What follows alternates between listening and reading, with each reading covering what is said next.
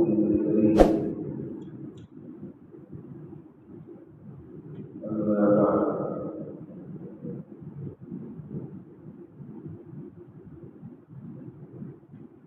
فشاء الله بالإنسان کو اللہ رب العزت والجلال اعمال صالحہ کو پابندی کے ساتھ انجام دینے کی توفیق بخشتے ہیں اور رحمت فرماتے ہیں۔ دل میں اپنے سلسلے میں قرآن کا خیال آنے لگتا ہے اور دوسرے ایسے لوگوں کو جو اعمال کے اعتبار سے کمزور ہوتے ہیں حقیر سمجھا جانے لگتا ہے۔ یہ بھی ایک طرح کی بیماری ہے۔ حضرات مشاہد اور صوفیاء کرام نے لوگوں کو اس بیماری سے بچ کر زندگی گزارنے کی تلقین کی اور قرآن و سنت کی روشنی میں یہ ہدایات دی کہ عملی اعتبار سے آپ ظاہر اتنا مضبوط اور پختہ ہو جائیں، لیکن اپنے بارے میں فیصلہ کرنے کا اختیار ہمیں اور آپ کو نہیں۔ ہمیں اپنے کو دوسروں کے مقابلے میں حقیر و کمتر تصور کرنا ہے اور دوسروں کو اپنے مقابلے میں بڑا ہوا تصور کرنا ہے۔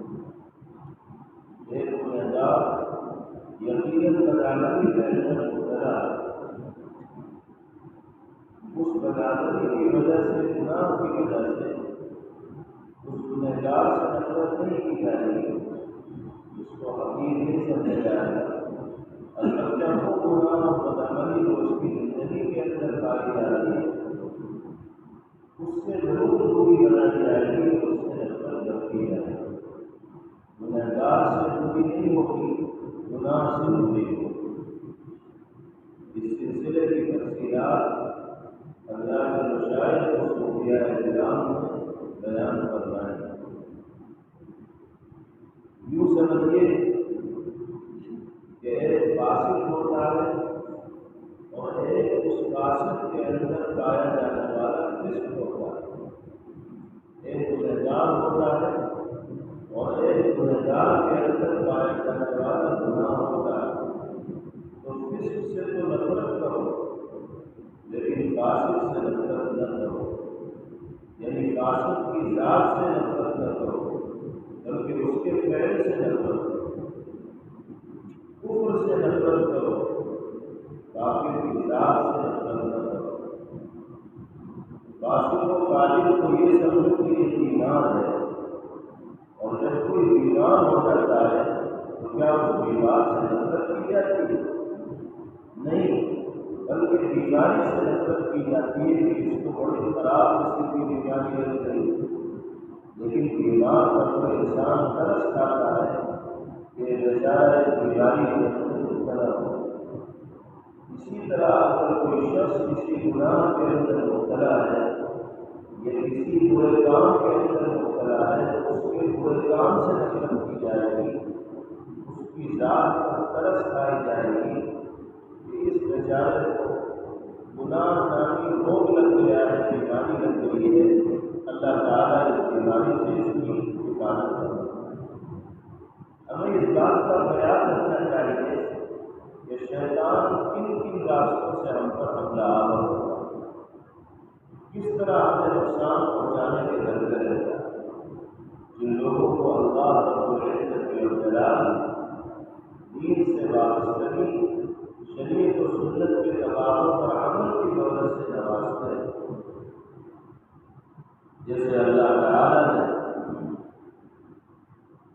ہمیں اور آپ کو ہماری طلب اور استحقاق کے بغیر الحمدللہ بزرگوں کے ایسے حلقے سے وابستہ کر دیا جو دین سے تعلق رکھتا ہے اور دینی تقاضوں پر عمل کرنے والا ہے۔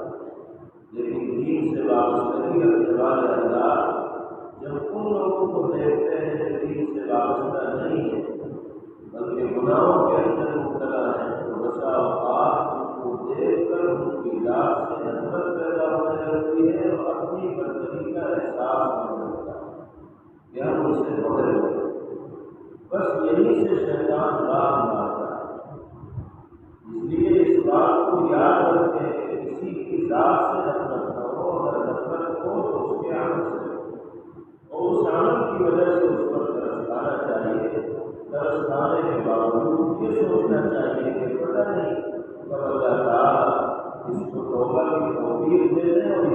بھی آگے نکل جائیں۔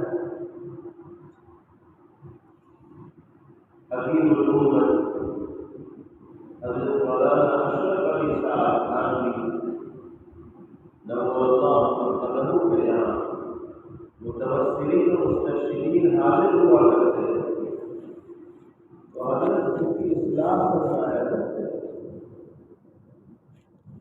مختلف باتوں پر تنبیہ فرمایا کرتے تھے، روکا کرتے تھے، اسی پر اکتفا نہیں کرتے تھے کہ بس وظیفے بتا دیے اور وہ خاندان میں بیٹھے ہوئے وظیفے بول رہے ہیں اور وظیفے پڑھنے کے نتیجے میں نفس اندر سے پھوٹ رہا ہے، بلکہ جب کوئی شخص ان کے یہاں تربیت کرانے کے لیے آتا تو کبھی ڈانٹنے کی ضرورت پیش آتی تو ڈانٹتے، غصہ کرتے، بلکہ سزا دینے کی ضرورت محسوس کرتے تو اپنی مریدین کو سزا بھی دیا کرتے۔ اسی لیے حضرت والا تربیت کے بعد میں بہت سخت مشہور ہے۔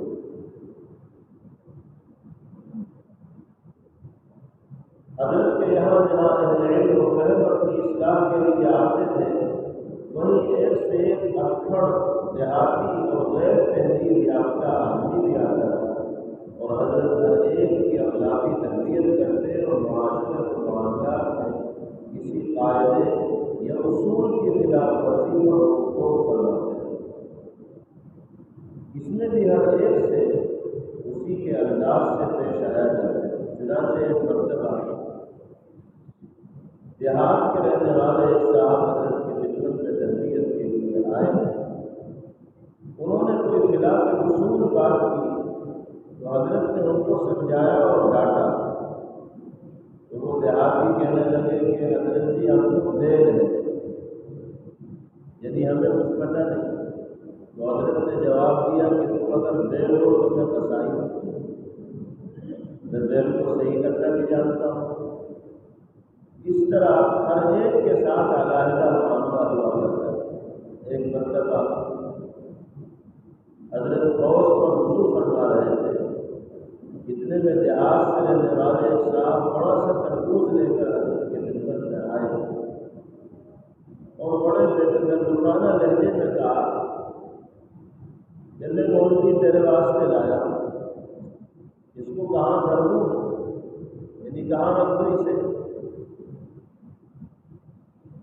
حضرت والا نے وضو کرتے ہوئے فرمایا کہ میرے سر پہ ادھر دے، تربوز لے کے آیا ہے، اب پوچھ رہا ہے کہاں دھر دوں؟ تو حضرت نے بھی بے تکلفی میں جواب دیا کہ میرے سر پہ ادھر دے۔ اس دیہاتی نے وہ تربوز آپ کے سر پہ ہی رکھ لیا۔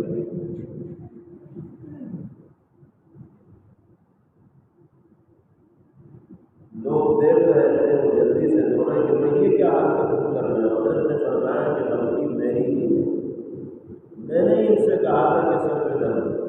تو اس طرح کے لوگ بھی آیا کرتے تھے، ان کی تربیت کے لیے آپ غصہ بھی فرماتے تھے اور فرماتے تھے کہ میرا فرض ہے کہ میں غصہ کروں، اس لیے کہ دیانت کا تقاضا یہی ہے، اگر یہ نہ کروں تو بددیانتی ہوگی اور امانت میں خیانت ہوگی۔ تربیت کے لیے جب شیخ کی خدمت میں متوسل اور مسترشد آیا ہے تو پھر اس انداز سے بھی تربیت ممکن ہوگی، اس انداز میں شیخ تربیت کی فکر اور کوشش کریں گے۔ اس لیے بزرگوں، بڑوں، مشائخ اور مربی حضرات کی تنبیہات کو اپنے لیے ناگوار تصور نہ کرنا چاہیے، بلکہ اس کو بھی ایک اعتبار سے خوراک سمجھنا چاہیے، وظیفہ سمجھنا چاہیے کہ ہماری اصلاح کے لیے یہ چیز ضروری ہے۔ لیکن ساتھ ساتھ حضرت یہ بھی فرماتے تھے کہ جب بھی کسی پہ غصہ کرتا ہوں تو الحمدللہ ذہن سے کبھی یہ بات غائب نہیں ہوتی کہ میری مثال ایسی ہے جیسے کوئی بادشاہ جلاد کو ڈھونڈنے کے شہزادے کو کوڑے مارو۔ اب وہ جلاد اس حکم پر شہزادے کو کوڑے لگائے گا، لیکن عین اس وقت بھی جب وہ جلاد کوڑے لگا رہا ہوگا اپنے آپ کو شہزادے سے افضل نہیں سمجھ سکتا۔ وہ جانتا ہے کہ یہ شہزادہ ہے اور میں جلاد ہوں، نوکر ہوں، لیکن مارے گئے اس لیے کہ بادشاہ کے حقوق کی تعمیل کرنی ہے۔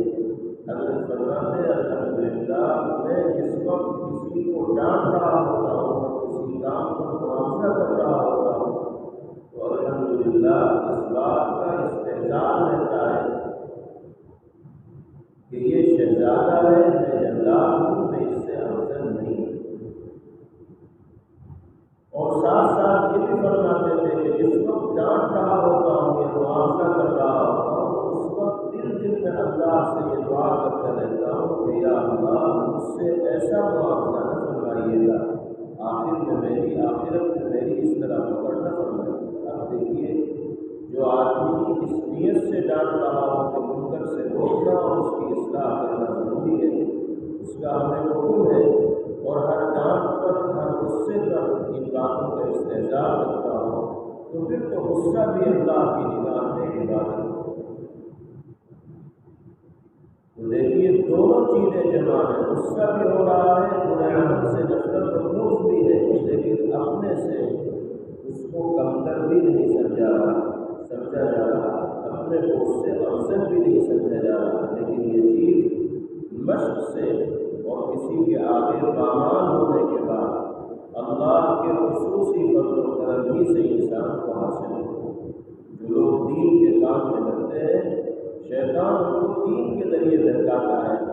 شیطان کی پہلی کوشش یہ ہوتی ہے کہ کوئی اللہ کا بندہ دین کے کام میں لگے ہی نہیں، بلکہ اس بندے کو نفسانی لذتوں اور گناہوں میں اس طرح پھنسایا جائے کہ دین کے کسی کام کی طرف اس کی توجہ ہی نہ ہو، نہ نماز کی طرف اعلان ہو، نہ روزے کا جی چاہے، نہ زکوٰۃ و حج کی طرف توجہ ہو، بلکہ نفسیات کے اندر پھنسا ہے، نفسانیت کے اندر پھنسا ہے۔ اور اگر کوئی شخص دین کے کام میں لگ ہی گیا تو اب شیطان کی کوشش یہ ہوتی ہے کہ جو کچھ وہ دین کا کام کر رہا ہے اس کو برباد کر دے۔ چنانچہ شیطان اس کو برباد کرنے کے لیے مختلف طریقے اختیار کرتا ہے۔